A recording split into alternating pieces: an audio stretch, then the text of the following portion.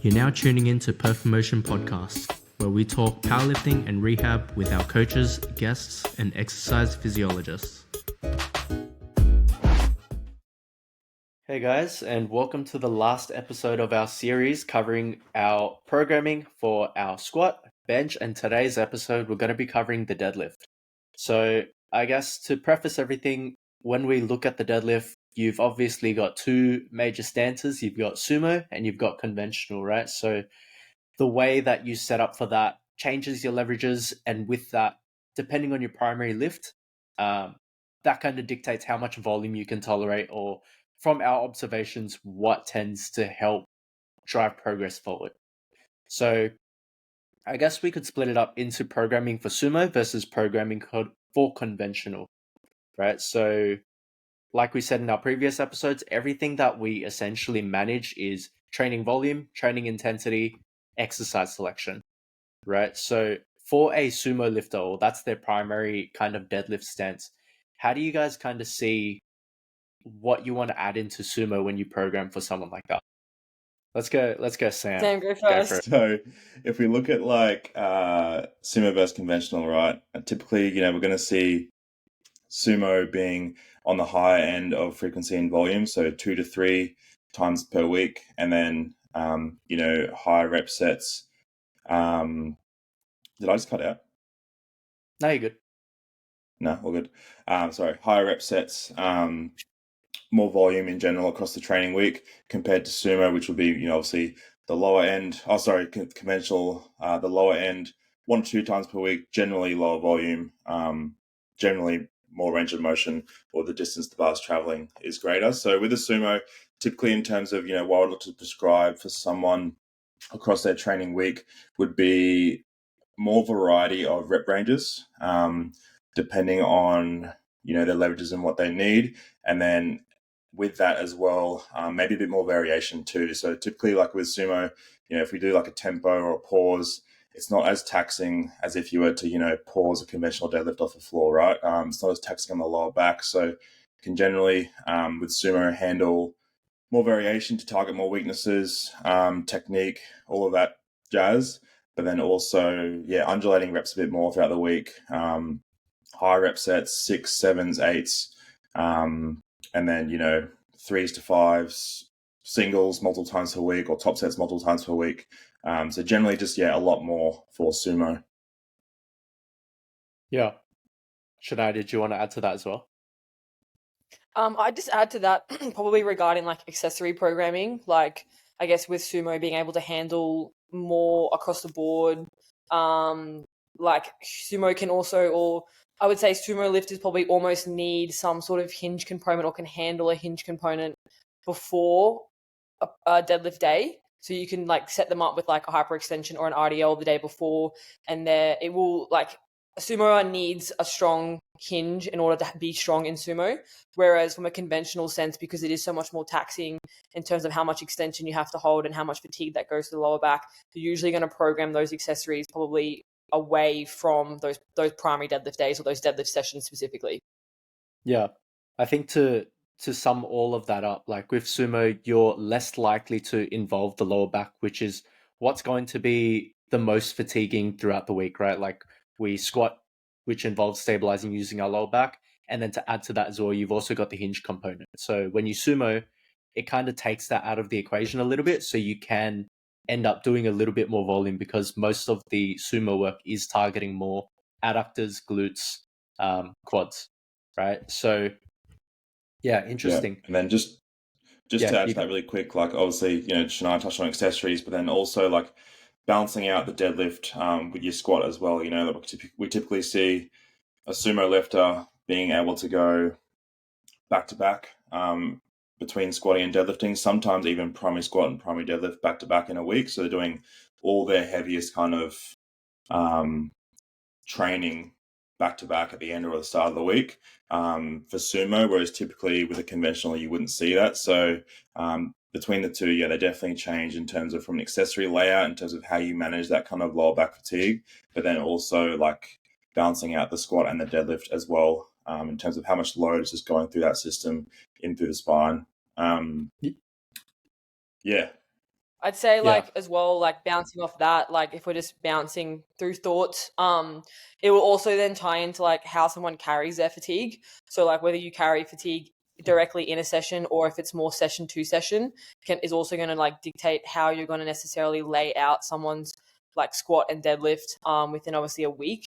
I guess like using Sam probably as an example for conventional right now, like he deadlifts after he squats, and I think in the moment, like in the session, it can feel really taxing. But I would say, like, if Sam would have to squat and then deadlift after, he would not be able to pull the loads that he's pulling doing it in the same session. And then I'm quite similar from like a sumo perspective where I don't really carry in session fatigue per se. So I can handle like a full primary SBD session where I primary squat, primary bench, primary deadlift, and it's fine. But if I was to primary squat, primary bench, and then probably have to deadlift the next day, I probably wouldn't be as strong or be able to put as much load on the bar for that deadlift too. So I think it's also, being able to pick up on as the athlete and communicate that to your coach, like how do you carry fatigue? Like, do you think it's session to session or do you think it's directly in that one session on the same day? And then that's going to dictate how you lay it out as well. Yeah. But part of that would be like leverages, right? So like for me, I'm naturally, more like an upright squatter, usually a bit more quads, not as much lower back on my squat. And, for the first, few months when I started to do squat and deadlift in the same session twice a week, it was hard from a sense that I wasn't conditioned to it. But yeah, like it wasn't hard from the sense that my lower back was gassed. I could generally just deadlift pretty much the same as I was fresh. But if we take like you, for example, Shania, if you were to squat and then conventional in the same session, you'd probably feel Tank pretty hard. cooked. Yeah, because of, you're a more hingy squatter, you use more of your low back when you're squatting. So if you're to conventional after, it'd feel a bit rough or more rough compared to like your sumo where you can get away with squatting and deadlifting either in the same session or back to back. Yep. Yeah. Interference seems to be like a key theme that you kind of need to look out for when you are pulling conventional, it seems, right? So like dedicating that one day to actual conventional deadlift as a primary day is more likely than what you'd see versus someone in sumo where it can kind of just slot in wherever, just because like the prime movers can get quite different, right? So if we're thinking of like an extreme kind of sumo, that's where it's like you could kind of put sumo wherever and it doesn't really matter. But if you're kind of on the stance where it's almost like froggy stance or narrow stance sumo, where it's not quite a super upright sumo, and that's totally based off leverages and what your body can handle. That's where you kind of need to consider interference as well, I believe, right? Because the closer it looks to a true hinge where you do involve the lower back, the more you kind of need to toss up like whether squat or squat is interfering with deadlift, I find. And you Yeah. raised an interesting point as well, Shania, with like how you carry fatigue and like from what I've seen, and I guess I could use myself for an example. I'm in that camp as well, where it's like I could have a really big squat day and then back that up the very next day with like a big deadlift session, right? And it's just happened that way, even though like previously that Saturday or the day after that big squat, it was almost prioritized like, hey, it's expected that you're going to feel a bit tanked just because you squatted big yesterday. But the way my body's responded, like I'm still really strong in comparison to a day where I should be quote unquote recovered, but it just feels harder, right? And then conversely, I have an example of the opposite where it's like I've set someone up to have that same thing where it's like primary squat on one day and the next day they deadlift. And by Tuesday, they're just absolutely tanked. Like they literally can't deadlift, right? And the way we've gone about fixing that is like shifting their deadlift day back into the Monday. It's really counterintuitive because it's like, why would you do that when the next day is already super cooked, right? But shifting that day so it's a pretty much primary SBD day and they can do the deadlift just fine. So it's really weird how that happens. But yeah, you were going to say something, Sam? Yeah, well, that's like my program, right? In terms of like how I carry fatigue. Just should I maybe think about it more? Yeah, obviously like squatting and deadlifting now twice a week in the same session. Whereas previously in my old program, my squats and deadlifts were very much laid out to ensure I had 2 days rest at least between squatting and deadlifting, whatever it was. But yeah, like if I was to just thinking about it after that squat and deadlift session, if I was to try and do anything with a bar on my back or in my hands the next day, I would not be able to handle it. I think obviously, that comes into the range of motion and the load I'm lifting. So within a session or within one day, I can do them back to back. But once all that fatigue sets in, next day I'm horizontal. I'm not standing up. Yeah. I guess we could move on from there. I think covering interference has been really important. But I guess another good point we can cover is when people are considering what their primary stance is to begin with, right? How do we go about deciding what works for someone, as well as if you think that it's the other stance that's not what you're doing now, how do you smoothly transition between the two? I'm going to just kick this off and say start with what you enjoy. Yep. Start with what you enjoy and what you find more enjoyable. If you are the kind of lifter that you just want to pick a barbell up, that most likely will be conventional. You may not be perfectly leveraged for it, but if you enjoy it, just start with that. In comparison to, if you want to be a technician and you want to, just really get good at the finer details of technique and, pulling sumo and, best leveraging your body to pull as much weight as possible, try sumo. I think just starting with what you enjoy is the best place. I think touching on from that is I would say I don't typically change someone unless it's there's interference happening and it's happening regularly. So you've done multiple blocks together and there's you can see that there's interference between squat and deadlift. If you're finding it really hard to see progression in one of the lifts from a sense of whether that's platform, it transferring to the platform, or just training in general, because that will also fall into enjoyment.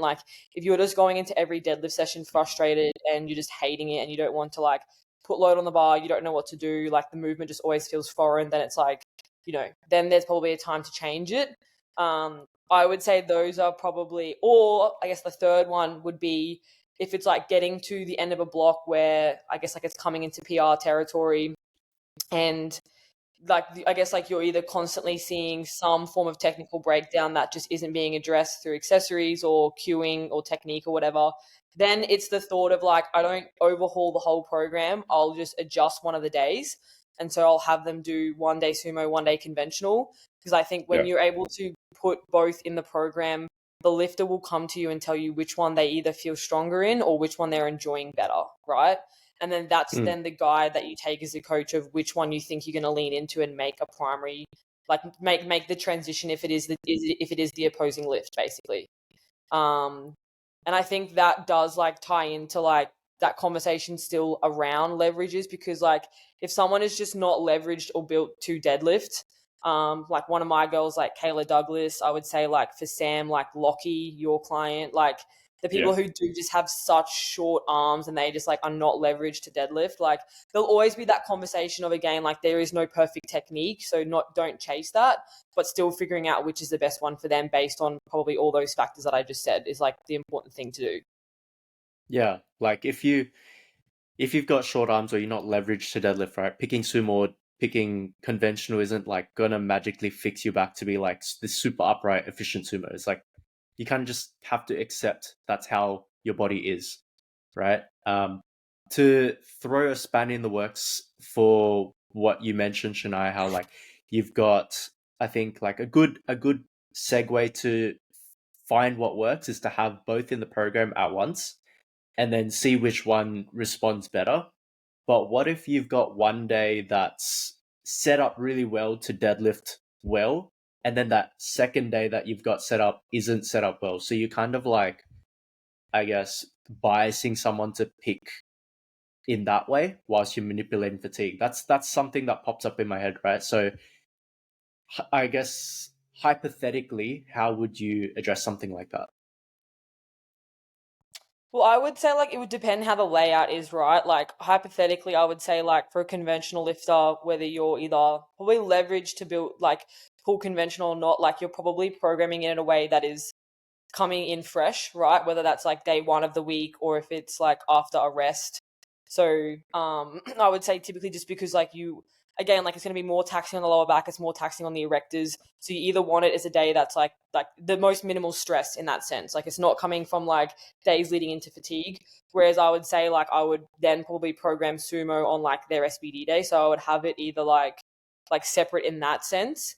I guess it would be more like just communication with the client that I would troubleshoot that. Like I would probably just like lay out all the pros and cons of like, okay, like when we had only sumo in, we saw XYZ.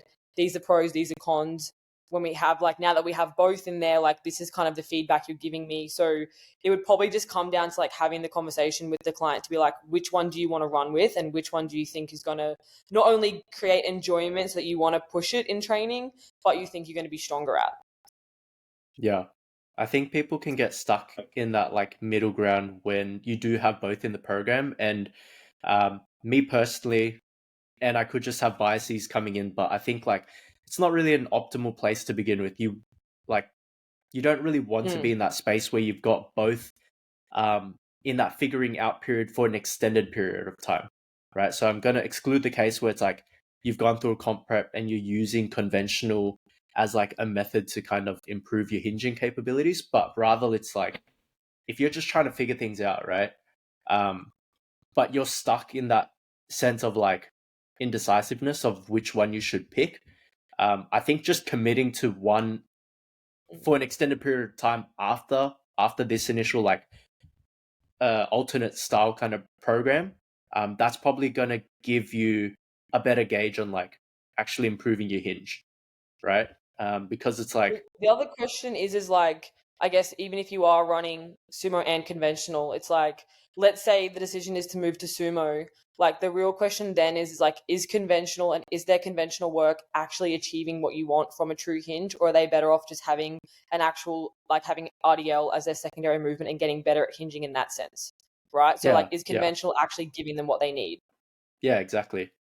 Um, but yeah, like when you are trying to pick that initial stance, it might change a couple times, but as long as you're not in that period of time where it's like you've got those two alternative stances and you're constantly flipping between the two and it happens every 2 or 3 blocks, that's what I think is like a common pitfall for people who just aren't confident in their like deadlifting capabilities. It's better to just commit to one and then stick to it for the long haul, get a proper like training cycle in that's not just 1 block or 4 weeks, right? You want to be spending a couple months on it, and then you can make another decision there rather than every single block. That's what I think. I think But I yeah, would like sorry, you what go. I sometimes do is just really quick to finish this point off is leave like if someone's conventional, leave conventional as like the day where you want them to kind of feel pretty strong on deadlifting, so like the primary slot or whatever it is, and then sub the trial stance, like sumo for example in this case, on the secondary. So it might be at the end of an SBD day, or it might be after primary squat, whatever it is. If that day where they're running like the trial stance and it's not positioned to be strong, but it ends up feeling pretty good, can be a tell that that might be a go that you want to kind of explore more, and then you'd give it the primary slot in the week and see how it performs. When you're fresh or when you want to be fresh, right? So like, leave the original stance in the primary slot. Put the trial stance in the secondary, or when you're expected to be less strong. If it starts to feel pretty good and stronger, then that can be a tell that the switch might be an option. Yeah. And you prompted one more thing in me, and we'll finish off this point. But I've got a lifter who is, she's a beginner and she hasn't sumo before, but she wants to trial it, all whilst in the midst of a meet prep, right? So, question is like, what do we do now? Good. So that switch, I don't think like what we all just covered, like, oh, try this alternative stance. I don't think is the way to go, because then if she figures out she likes sumo, it's like, what are you going to do? Commit to sumo in the midst of prep? Like, it's just logistically a challenging place to be. One way we've tried to work that out is still run the exact same thing we're doing, so conventional on both the days that she's deadlifting, but literally just letting sumo be some sort of fun novelty exercise, right? There's no bad thing in that. I don't think that it contributes much to stimulus that improves conventional, but it also doesn't take away a lot either, right? If you're in a challenging time, you could always just think like low hanging fruit, give yourself a chance to kind of try what it feels like, but you don't have to commit when there's something like a meat on the line, right? But that gives someone a chance to kind of like figure things out, see if like it grows the idea in their mind of like whether they're warm to trialing it in the future. But that's the precursor to having like those two alternative days before you make a decision. Oh yeah. Sweet. Moving on, I think another good place that we covered, and Shania spoke about it, like how conventional can kind of teach you proper hinging mechanics, and that could lead well into sumo. We could have a discussion on whether the reverse is the same. So, like conventional is more lower back dominant, uses more musculature, more prime movers in comparison to sumo, where it's more technically challenging, but you're optimizing your leverages more, right? But what about the other case as well, where it's like, does sumo improve your conventional? What do you guys think? Well, I would just say that I wouldn't necessarily say sumo improves your conventional. I would say it's more around working in different planes or ranges of motion, right? So we say like as a sumo lifter, I think being able to have a strong hinge, work in closer stances is really important because it's going to obviously create more strength and improve you in a different range to what you're doing in sumo. And the same can be said for conventional. So I'd say like a rule of thumb for me with like programming and things is if ever any of my sumo lifters, it's like making sure that there is an RDL day in there that they can push. There's hyperextension there they can push. Especially if you also tie that in with somebody who is a wide stance squatter. So again, like using myself as an example, like I'm quite a wide squatter. I also then sumo really wide. So being able to work in a closer plane or a closer range of motion is like important for me as a lifter. And I think the same can be said as a conventional, like being able to work, I would say, in probably like a wide stance RDL position, things like that. Because I think the other benefit to like the RDL is that you're being able to get strong in the eccentric portion of a lift that you don't actually control when you deadlift as well. Yeah, interesting take. I think actually I want to push you a bit more on that. Why does strengthening the eccentric portion of a hinge ultimately end up improving the either sumo or conventional?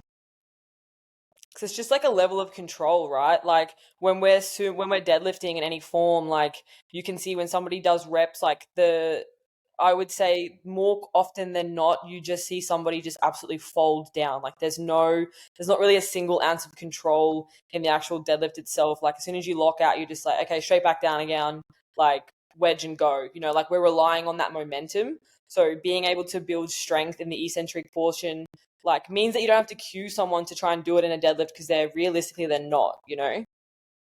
Yeah, yeah. I see where you're coming from. I was thinking from the perspective because I'm similar. I do like putting RDLs quite frequently into the program.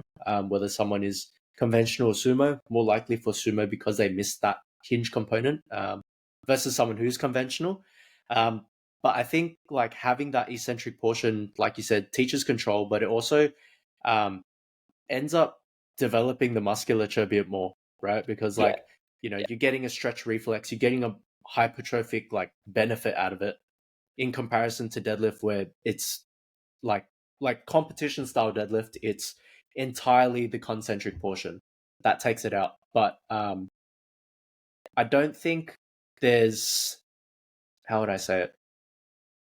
The transfer isn't as much as if you were to just run the competition style lift itself naturally, because it's like if conventional is predominantly all concentric and then you have RDLs as a way to um, benefit that in that way. I don't think it's mainly the skill component Yes, you do get control, but predominantly it comes from that hypertrophic benefit, I believe. That's what I think.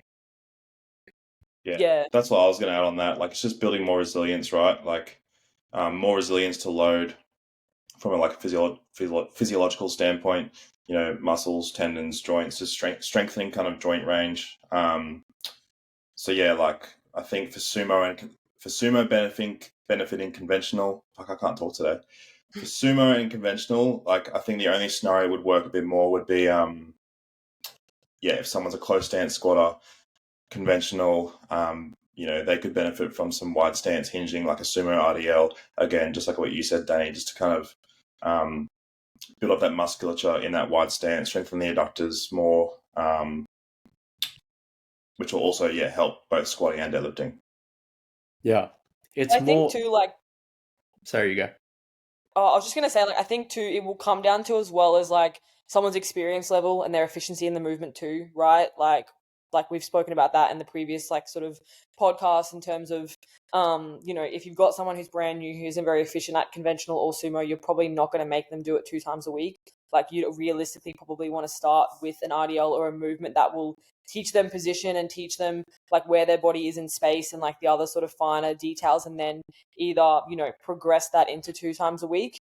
Otherwise, I guess to me, it would just mean like you're probably just going to be feeding habits that are probably not increasing their efficiency in the movement, right? Yeah, I think to add to that, a general observation I've seen is like when people go from sumo and then they come into conventional, like we touched on earlier, sumo is the one that's more technically demanding, right? You miss something somewhere along the way, and it's likely that it's going to throw you off. And that kind of like precision can kind of add into conventional where you can get away with like just gripping and ripping, and you can grind through like a more flex position if it's a way you can kind of recover it. But it teaches you good habits. So in the previous episode that we covered for like technique, right, we're covering like pre-hinge, slack pull, and then wedge. That's really, I find that like that's, you have to get those things right for sumo. Whereas conventional, you can get away with grip and rip, but if you come from sumo and you do those things really well, conventional as well, there's a huge benefit to that, right? Would I say though that like for that component in and of itself, it's worth someone spending a block doing sumo and then coming to conventional? Not necessarily. I I don't think that it's like that's a must that you need to do. But that is a benefit from what I've seen when people do transition from sumo and for whatever reason they can't tolerate it and they come to conventional. Yeah, I can talk to that because I have always run 2 times a week sumo, and then after Queensland States last year, I ran one block as conventional secondary day, sumo primary day on my primary SBD session on a Saturday. So I would do conventional Thursday, Saturday, primary sumo, and it being the first time I'd ever done that, I wasn't like, it's not until obviously you change something that you realize then why potentially the latter is better in that sense. And I think from conventional and changing to conventional, I was definitely helped with my squat getting stronger because I did have that really heavy like hinge component from the conventional. And it meant that my legs weren't actually probably as tired as what I realized coming into Saturday. So I was finding my squat was going really well. I was feeling stronger in that, but sumo was a little bit off. And then Mm. going back now to 2 times a week sumo, it's you can really feel that whole like Thursday just primes me for Saturday. My squat is still strong because I'm not getting taxed through my lower back, and everything's kind of just on the upward trend. So having that one block of changing it was like, okay, I could feel what it did in some areas, but at the same time, it's like, okay, 2 times sumo for me is what I want. Yeah, I think Perfect Sam. balance. Hey. It's like the Thanos thing. I was trying to do the Thanos thing where he's holding like the. Anyway, Yeah. people watching will get what I'm talking about. Yeah, what Sam was doing is just talking about balance, right? Like if you can find something where, if you're prioritizing one certain stance of a lift, it's likely that if you're doing it more often, it benefits. Especially for sumo where it's more technically demanding. Conventional is the one, like we spoke about in previous episodes, fatigue management is a thing. That's something it's more likely you got to look out for when you are pulling conventional, right? But ultimately, if you can get your hinge component strong, get your lower back strong, that does benefit sumo a lot more in terms of just pure musculature. Conversely, the technical aspect that you get from sumo can still transfer to conventional, but obviously because it is more leverage based and it's just maximizing your efficiency, it doesn't really target those muscles as well from a like hypertrophy standpoint. So therefore, it's like likelihood of going to sumo to target conventional is much lower, right? I guess we could tie things off. Looking at how we program the deadlift, it does matter how your leverages are. Everything we covered in our previous episodes, like recoverability, training age, things like that. And so conventional is that stance where you are more axially fatigued versus sumo. So that's something you might need to keep in mind if you are predominantly a conventional style lifter. Sumo, like Sam touched on earlier, you can go through a range of rep ranges because you have the freedom of like not being so cooked in your lower back. So you could take advantage of that, do more work that actually benefits your sumo, right? The more you do sumo, the more it actually improves, right? But yeah, ultimately it comes down to getting your technique right for sumo, as well as getting your hinge component strong, which is pretty much absolute for a strong conventional and a less leveraged sumo as well. Yeah, anything to add to that, guys? No, it's good. I think again, like what I said before, start with what you enjoy when it comes to deadlifting. If you're someone who's obviously less leveraged, you may tend to start to gravitate towards sumo, of course. I guess at the end of the day, you want to pick a stance and, adjust your program in a way like the Thanos balance where, we can kind of progress both squat and deadlift at the same time. So, we're looking at like fatigue management through the whole system, balancing the program in terms of training days, volume, intensity, to get both kind of going up. So like when you're looking at your stance, kind of consider what's going to give you the best progress across all three lifts, not just because, you want to have a huge deadlift, but cook your lower back in the process.